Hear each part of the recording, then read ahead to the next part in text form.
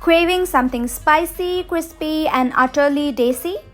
Today we're making two epic Indian style sandwiches, the iconic Bombay Masala Sandwich and a quirky twist on a classic, the Ulta Vada Pav. Let's begin with the Bombay Masala Sandwich recipe. For this, start by heating some oil and toast in mustard seeds.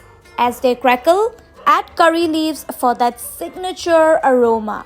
Now add boiled potato cubes and green peas. This is our spicy aloo masala filling. Now spice it up with turmeric, green chili paste, fresh coriander and salt. Cook it for a minute and your filling is ready. Now generously butter your bread slices. This keeps them crispy, not soggy. Next add a layer of garlic green chutney for that tangy punch. Next add a layer of the potato mix. Top with onion, tomato and capsicum slices. Sprinkle a little black salt and chaat masala to bring it all together.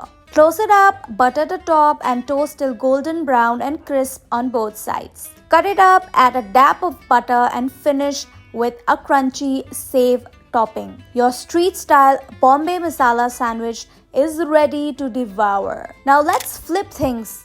Literally with the Ulta Vada Pav. Start by tempering curry leaves and whole spices in hot oil. Add ginger, garlic, hing and turmeric.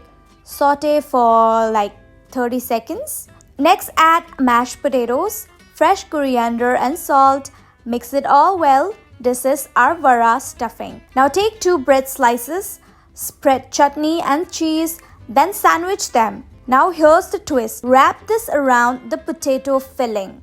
Dip this in a thick gram flour and fry till golden and crisp. Slice it in half and serve with more green chutney on the side. It's vada pav turned inside out, cheesy and crunchy. Which one are you biting into first? The classic Bombay style or the Ulta twist? Either way, these desi sandwiches are pure comfort on a plate.